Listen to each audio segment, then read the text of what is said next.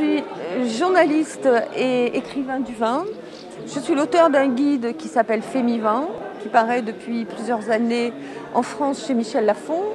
La prochaine édition va sortir aux États-Unis et elle sera éditée en France par un éditeur américain. Et aujourd'hui, je suis à Visan pour faire la 7e cuvée femme de Visan. Voilà 7 ans que nous sélectionnons des assemblages qui correspondent au nez et au palais féminin. Donc aujourd'hui, on va choisir les cépages qui s'harmonisent idéalement pour créer cette cuvée. Et dans le jury, il y a un certain nombre de femmes, aussi bien des professionnels que des œnophiles. Et parmi elles, il y a une journaliste que j'aime beaucoup parce qu'elle a fait plusieurs ouvrages assez différents, pas sur le vin, mais elle a quand même écrit un livre sur le vin et la franc-maçonnerie qui, à mon avis, est un ouvrage unique. Donc j'aimerais beaucoup vous la présenter.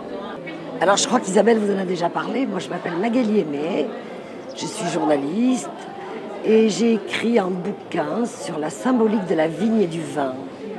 C'est un bouquin qui s'appelle Les vignes de la franc-maçonnerie. Et je crois qu'il est très intéressant et on a eu 33 vignerons qui se sont prêtés à la dégustation avec Jean-Pierre Roux qui a géré toute cette dégustation. Et puis je viens de sortir là aussi aujourd'hui, non, il y a un mois, quelque chose qui n'est pas dans votre région, mais c'est un zoom sur un pays, sur un territoire, et il s'appelle le Pocket Gourmand Off la Provence Verte. Et ça va se décliner sous forme de collection. Alors je vais faire le prochain sur le pays de Dracénie, pourquoi pas dans l'enclave des Papes, et je vais faire aussi ça sur la montagne de Lure et Forcalquier. Donc il y a des adresses de chambres d'hôtes, de tables d'hôtes, de restaurants et des vignobles, et puis des petits clins d'œil sur des produits, sur des gens qui font des choses étonnantes. C'était une très belle opportunité pour moi de pouvoir exposer ici, surtout des portraits de femmes, puisque ce sont des portraits qui ont été faits dans ce cadre-là. C'est pas forcément ce que je fais habituellement. D'habitude, je suis plutôt sur des portraits qui ont marqué l'actualité.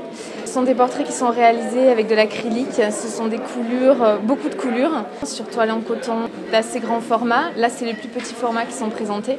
Il y a une première partie, en fait, ce sont des coulées qui ont été réalisées à partir d'encre de machine offset.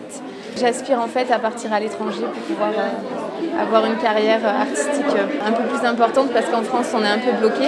Donc je fais un appel quelque part à tous les galeristes qui aimeraient m'exposer et je suis ouverte à pouvoir discuter avec eux d'une opportunité. En tout cas, l'art et le vin, je trouve que ça se marie très bien et je suis ravie d'être là, quoi.